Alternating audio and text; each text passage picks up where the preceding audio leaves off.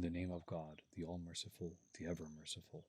When the sun is folded up, when the stars fall down scattered, when the mountains move, vanishing, when camels pregnant to term are left unattended, when the wild beasts are herded together, when the oceans boil over, when souls are paired, when the infant girl buried alive is asked for what crime she was killed, when the scrolls of deeds are opened wide, when the sky is torn away, when the fire of hell is set ablaze, and when the garden is brought near, then each soul shall know what it has wrought.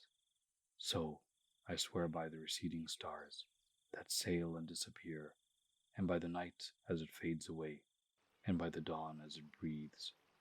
This is the word of a noble messenger, imbued with strength, honored by the Lord of the throne, obeyed and deemed worthy of trust. Your companion is not possessed, for he saw the archangel on the clear horizon, and he does not withhold what he knows of the unseen.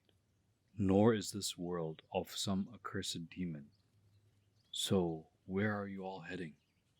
This is nothing less than a message for the whole universe, for those amongst you who wish to follow a straight path, but you shall not, except as God wills, Lord of the universe.